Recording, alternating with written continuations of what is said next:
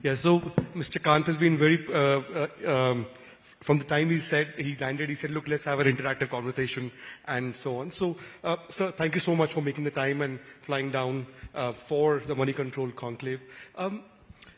So Mr. Kant, of course, is the G20 Sherpa. He's also one of the most erudite bureaucrats and leaders. Also a very prolific author of some thoughtful books. Most recently, The Elephant Moves Fast. Sir, after the budget last a couple of weeks ago, you have, of course, spoken quite a lot about the budget on various channels thereafter. So in terms of the startup ecosystem, two of which demands were fulfilled in this budget. One was that the angel tax was removed, and the second was that long-term capital gains between listed and unlisted shares, that they were brought on par. So also a tech fund of sorts was created for about 1,000 crores. So you have in the past referred to startups as national assets. So what role, from your point of view, can startups play in the India growth story? Well, to my mind, startups have to be a very major driver of growth. And they have to be a major driver of job creation. Jobs are not created by large companies. Disruption doesn't happen by large companies. They are all status quoist in character.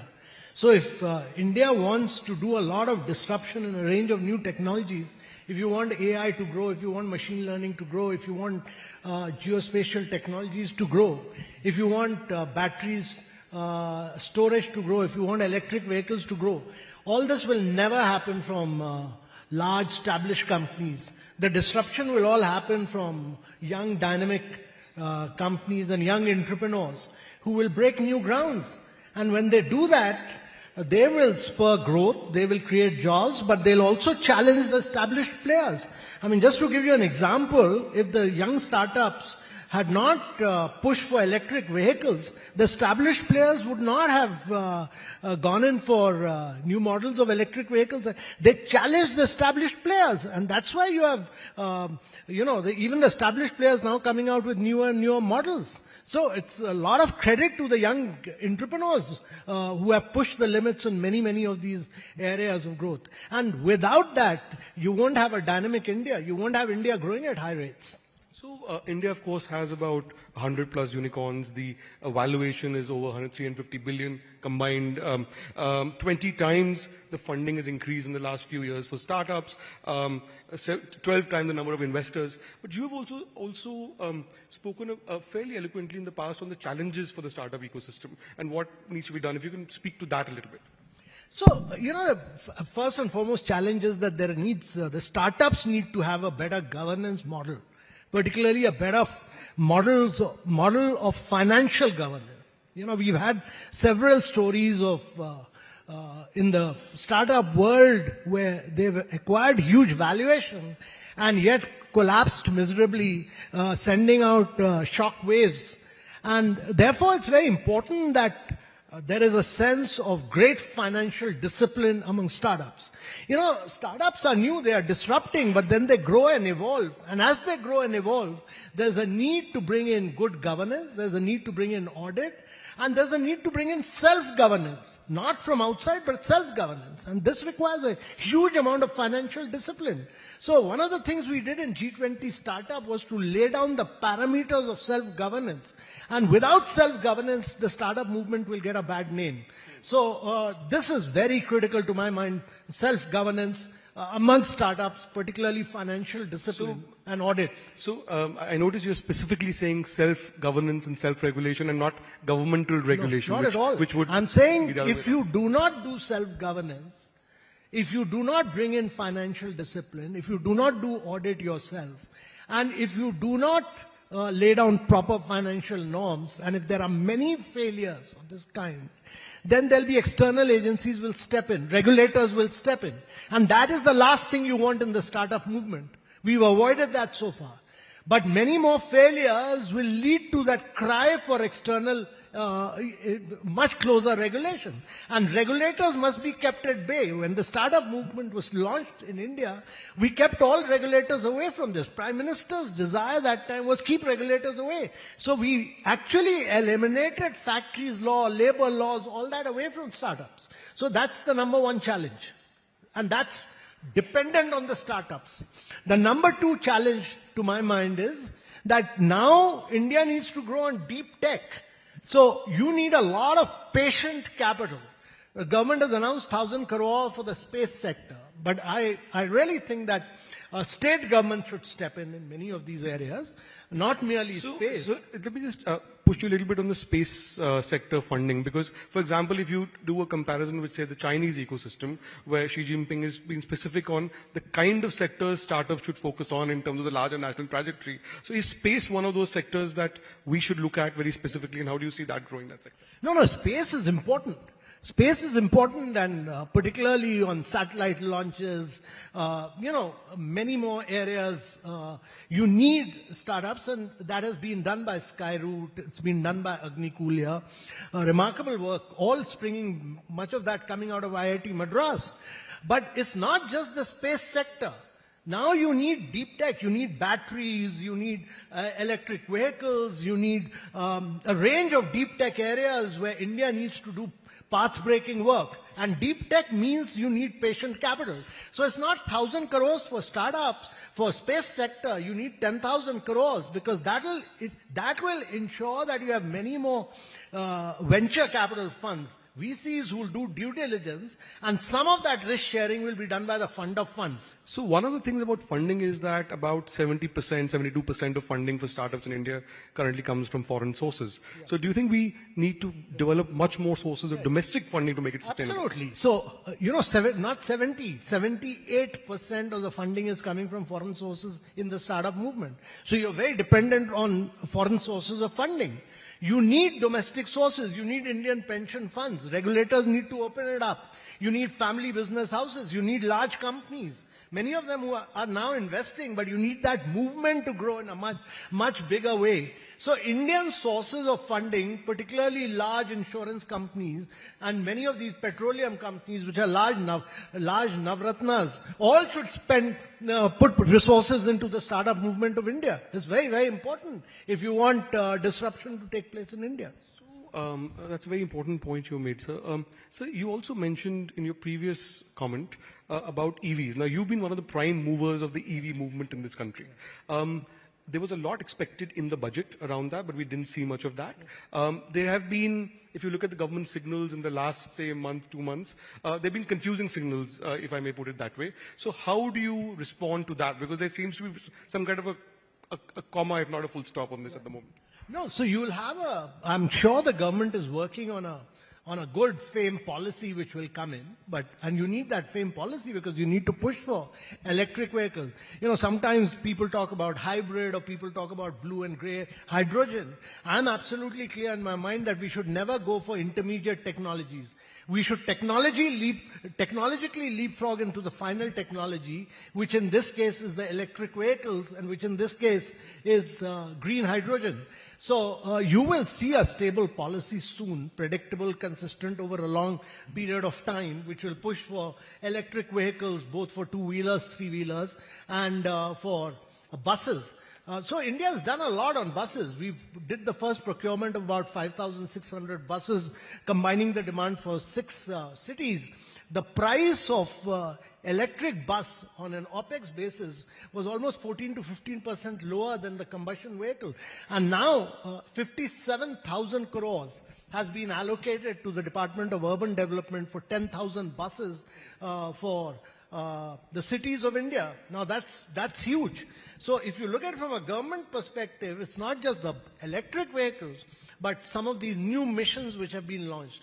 So you have a mission on artificial intelligence, you have a mission on quantum computing, you have a semiconductor mission, again about close to 60,000 crores, 76,000 crores, and you have a green hydrogen mission. All these are cutting edge areas of growth, which will spur a startup movement in a big way. So you mentioned the G20 earlier, and of course you were the Sherpa. You are still the Sherpa for the G20 for India. One of the key highlights of the G20 was on DPI, with digital public infrastructure, the way India showcased it, the way it came in the declaration in the way that's never happened before, in the Delhi Declaration. And now we are working with several countries to export that or help them develop it. Do you think that there is this argument of creating a digital Silk Road led by India vis-a-vis the Chinese expansion? Do you think how serious is this idea of a digital Silk Road, and your thoughts on that? So, India created this unique model of digital public infrastructure, which is open source, open API, is globally interoperable. It's important that, what the G20 did was to have a definition of digital public infrastructure. There was no definition of digital public infrastructure. There was no framework of digital public infrastructure. All that has been accepted under G20 by the G20. So everybody now knows what's a digital public infrastructure. Now, it's important that once you've created that digital public infrastructure, most of the G20 countries realize that if you have to achieve sustainable development goals, you have to use digital public infrastructure to leapfrog. So, African countries, Latin American countries, they're all coming to India to master this approach of digital public infrastructure, and we are working with all these countries to take this model, and much of the work is being done by Triple IIT, Hyderabad, IIM, Bangalore, many of these academic institutions to spread the digital public infrastructure to many other African and Latin American countries. That's very important. And that's really the soft power of India. How do you take India's digital technology, which to my mind should be the counter to the Silk Road of, the BRI of China, that we can do it a far more effective soft power growth of India through the digital public infrastructure. Much more low cost initiative. Huh? It's also much more low cost. Yes, not merely low cost, it's transformational in terms of ensuring a better quality of life for the citizens of these countries. So look at what the Bank of International Settlement said about India, that you've achieved in 7 years what India would have taken 50 years to achieve technologically. Now, if you can do that to many other countries, learning from the experience of India, they will all technologically pole vault. I mean, look at what India has done. Not only that we do fast payments, not only that everybody has a digital identity, we do stock transaction in 30 seconds, we do insurance in 1 minute. All this is path-breaking. No country in the world has been able to do this, what India has achieved. And that's why I say that many of these startups, I mean, if you look at what Zerodha does, what Grow does, what Upstock does, what GoDigit does, what Sameer's PhonePe does, all these are national assets because they've all grown on the back of the Aadhaar movement which India created. And of course, Aadhaar, led to the financial inclusion of a paradigm that's never been seen anywhere else in the world. Went up to from 20% to 70% plus in 7-8 years. So, the challenge is that India has done this with a lot of political and administrative will. Between 2015 and 2017, we opened 550 million bank accounts. We then linked it up with Aadhaar and with bank accounts. So whichever country you take it to, it's not that you created a model which you can take it, but there has to be a lot of governance and political will in those countries to deliver on that. So let me move to another aspect of policy. The economic survey earlier, last month, had an interesting idea around looking at ways to increase investment from China. And that's something that wasn't taken up in the budget, but the economic survey has a very specific argument around this. So if you can talk a little bit to that and the implications of doing that, given that we have a border dispute with China and a standoff there. Actually, the policy regime had been opened up for investments from China, and that's why you had Vivo, Xiaomi, MG, all these investments coming into India. And actually many of them, particularly in the mobile telephony sector, penetrated India in a big way. The challenge was when we had this border issue with China, the press note 3 was issued. We took very strong action, and rightly so to my mind. Because when somebody, initiates a war-like situation, India needs to retaliate, which India did very effectively, very powerfully. What the economic survey now has said is that in certain areas where India needs to technologically leapfrog, like component manufacturing, etc., we should look at doing joint ventures with China in those areas, much like China did with Taiwan, much like China did with Japan. And over a period of time, actually, you are able to build that capability and skills of component manufacturing so that you can do more value addition in India and then Indianize the process of manufacturing over a period of time. So you can do technological collaborations, you can do joint ventures, etc. Allow the companies to do that, but don't allow those companies to be owned by Chinese. So actually what you're talking about is a much more nuanced approach to China, a more compartmentalized approach. We at Moneycontrol, we spoke to the industry secretary a couple of days ago, and he also said that, look, we are open to more FDI in the auto sector, and including from China. So, the important thing is, let's look at this example of Apple, for instance, which has done a lot of manufacturing in India, now exporting the latest mobile phones from India. But over a period of time, they should do more value addition from India. And for them to do more value addition in India, you need component manufacturing to take place. Much of that machinery, expertise, etc., why I'm saying this is that we must understand the reality that 95% of the manufacturing of the top 20 US companies, the top 20 US companies, Dell, Cisco, all of them, 95% of the manufacturing is still being done in China. New investments are not going there, but existing manufacturing is taking place. So if you you need to relocate that, and particularly you need to do component manufacturing here, you'll have to find a way of either technological collaboration or joint ventures to the advantage of India. We should see how it benefits India for manufacturing. You need to make India a manufacturing nation. So, see, we must understand that the rest of the world has lost the art of large-scale manufacturing. In the last 2 decades, USA had outsourced, Europe had outsourced all its manufacturing to China. So both USA and Europe had lost the art of manufacturing. And therefore, that skill of manufacturing is vested in China. So on manufacturing, one of our biggest challenges, see, intellectually, yes. I mean, ideationally, yes, India has been trying to do this for a while on this China plus one approach and so on and so forth. The problem has been radical change on reform to enable that. And I think you've spoken, is there a big ticket reform on manufacturing that we can do to enable this, to move this shift? Or we are talking about different models for different states? No, a lot of reforms have taken place in India in terms of ease of doing business. A lot has been done. India has become far more easier, simpler. A lot of reforms has been done on the FDI policy.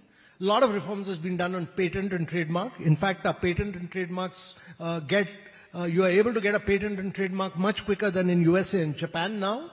A lot of reforms has been done in the startup movement. And a huge amount of reforms has been done in manufacturing. Look at the PLI scheme. The production-linked incentive is 1.97 lakh crores across 13, 14 sectors of India. So what more reforms do you need in India? You need now large companies to get down to big-ticket investments for manufacturing in India.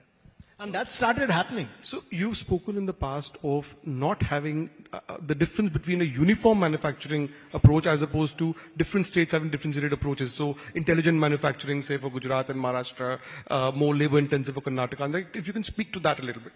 So my view has been that if India needs to grow at 9 to 10% per annum over a long period of time, we are talking about a 3-decade period. You need India to become a $30 to $35 trillion economy. If you need to grow at those rates, you need 10 to 12 champion states to grow at 10% per annum. Number one. So you need states to really crack manufacturing. And secondly, you need large companies. You need size and scale of manufacturing. And when you do size and scale of manufacturing, big companies, then you are able to create tier 2, tier 3, tier 4 manufacturers. Much like Apple is doing, or much like Maruti had done, or much like Tata Motors has done. You have a series of tier 2, tier 3. MSME never grows in isolation. It grows linked to the large companies. They are the suppliers to large companies. So India needs 10,000 large companies to grow in India. You know, with 10,000 companies, you'll have a whole ecosystem of MSME growing up. Yeah. And startups will all be supplying to them. And there's nothing, you know, India should be very clear in its mind that you need size and scale of large manufacturing.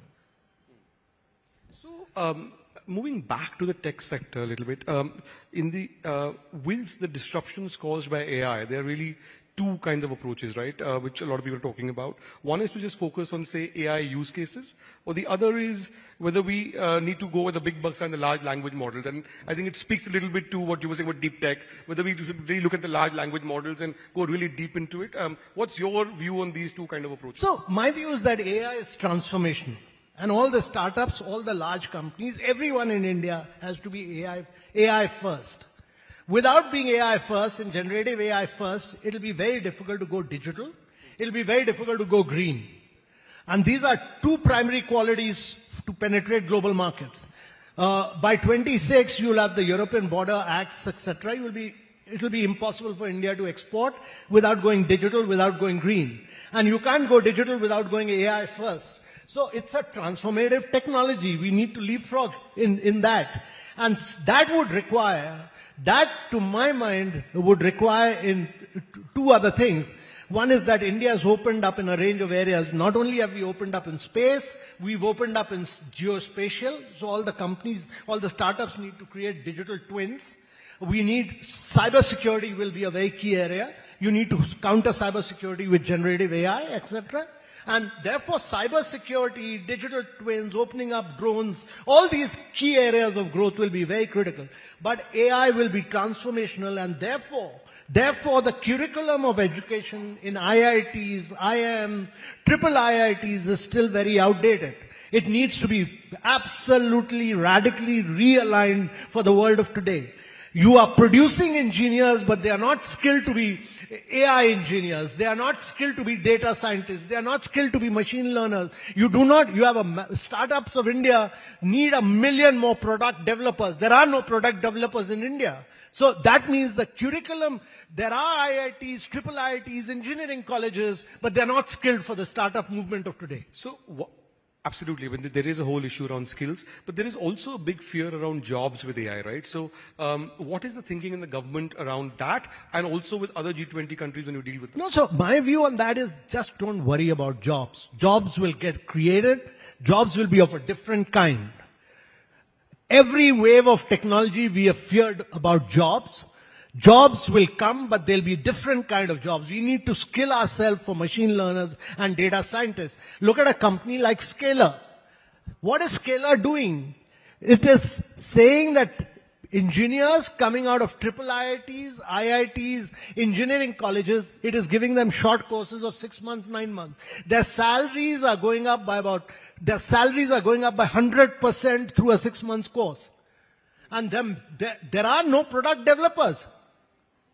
That means there is a shortage of product developers. We should be producing product developers, no?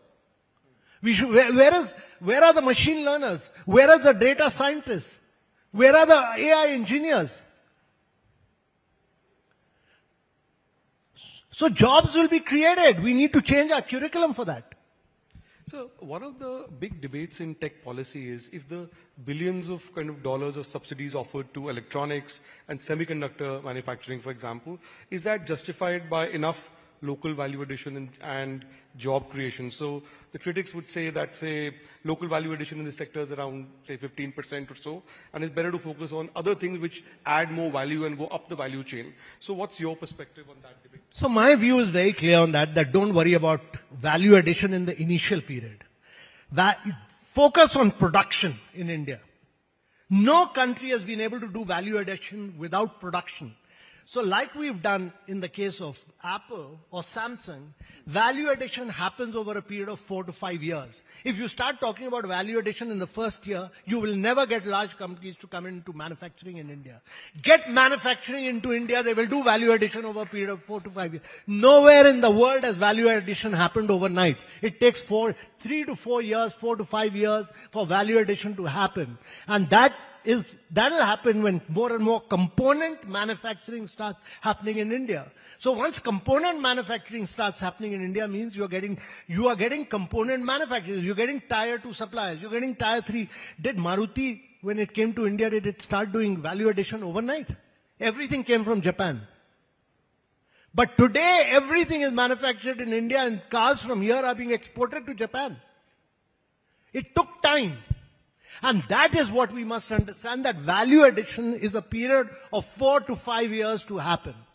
But you need to constantly push for component manufacturing. So one of the sectors which where there's been a lot of action in the startup space is also been in the defense and aerospace area, right? So also that's a lot of that is people are working closely with government, getting into areas which were completely sealed off earlier. Do you think there are lessons we can learn here from countries like Israel, for example? No, there's a lot of lesson to be learned because we worked with the Defense Ministry through the Atal Innovation Mission to create the IDEX. Now, what has happened as a consequence, two things happened. One is IDEX did handholding of defense startups. And the second thing, which all credit must be given to the government, particularly the Prime Minister, who said, we'll push for Atmanirbhar Bharat or in defense in India. So they kept taking large segments of manufacturing and saying that this will be made in India. 100 items, 1,000 items, 2,000 items, all of them constantly saying that these will get manufactured in India. And as a consequence of which, constantly the total manufacturing of defense has gone up in India. Now, Navy had always done make in India, but not Air Force and Army. That has started happening in a big way. And defense manufacturing actually is the beginning of a lot of disruption. I mean, internet and all has grown out of defense companies in USA. And that has happened because there were national champions. You had Lockheed, Boeing, etc., national champions. So we need to create many more national champions in defense sector. But it would need more hand-holding. Of course, constant hand-holding. I mean, startups will happen in a much bigger way if you have a pro-innovation hand-holding. Not regulatory hand-holding, but pro-innovation. And government always has to be the first buyer. The key to success of a startup movement is government has to be the first buyer, government has to be the first buyer, government has to be the first buyer. If government starts pooling and buying, you're making sure that the startup succeeds. So before the elections, there was a lot of talk around the 100-day agenda for the new Modi government. We've now had a couple of months of this avatar of the Modi government. We've had the budget. Where are we on this 100-day agenda, which was sort of being planned around? So I think a lot of ministries are pushing for this implementation of their individual ministries are. Those are prepared by individual ministries, some of which has found a place in the budget, some of which is getting implemented by the respective ministry, but all that is being taken forward. Right. Thanks, Mr. Kant. I think at this point we should open it up to the audience. I know you have a flight to catch, so let's open this up to the audience. Questions? Yes, sir, at the back. Can we get a mic to him, please?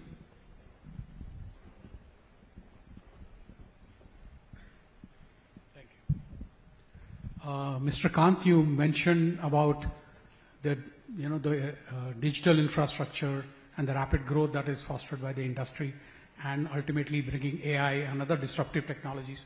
And you also mentioned that in order to do that, certain degree of cybersecurity must also be brought in.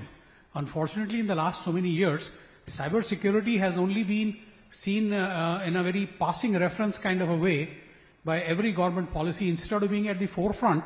Because if we are going to go completely digital, or at least digital in a large number of ways, it is going to be incumbent that we protect our digital pathways and our digital data. Unfortunately, there doesn't seem to be a coherent central task force and a policy which governs and guides. Even the latest DPDP Act, which is in the stage of being contemplated on, is a very simple, wishy-washy kind of an act. What do you say about that, sir? No. That's not correct. Certain and METI, the National Security Council, number of areas, Home Ministry, number of areas where a huge amount of work has been done on cybersecurity. When you take action on cybersecurity, you don't make things public. unlike Data Protection Act, etc. So you take measures for cybersecurity, but you keep them internal to the government. But a lot of work interministerially has been done on cybersecurity. I mean, look at G20. G20 was digitally driven in many, many ways. Our website, many other things that we did would have been attacked cybersecurity-wise. Nothing could penetrate us because of very strong cybersecurity. So don't think we are weak on cybersecurity. We've done a lot of homework on cybersecurity, both in METI, Home Ministry, and in National Security Council, everywhere. Sir, It's just that- sir, we don't have time for supplementary. We just have time for one more question. Yes, sir, in the front row here, please. Hello, sir. No, can you pass the mic forward, please?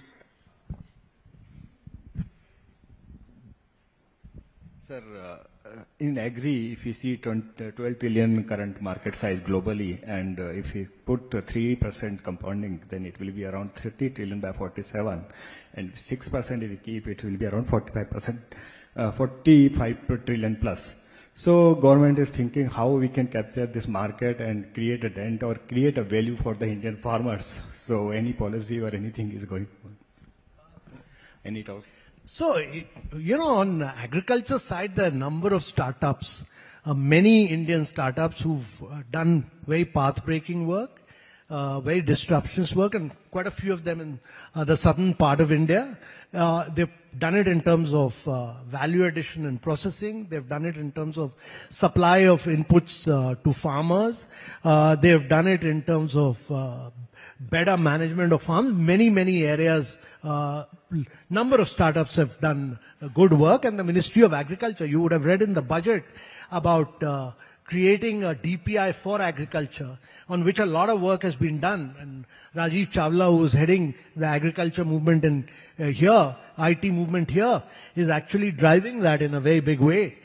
So every agriculture farm would have a digital identity, much like we have Aadhaar. Every land of every farmer will have an Aadhaar, and you'll have provision for a digital public infrastructure for the agriculture sector, which will ensure basically that you are able to provide inputs, monitor the market price, etc., in a much better way. That is one of the key commitments made in the budget. So a huge focus on agriculture. Right. Thanks so much, Mr. Kant. On that, we'll have to bring this fascinating session to an end because Mr. Kant has to leave. Please join me in giving a big hand to Mr. Amitabh Kant.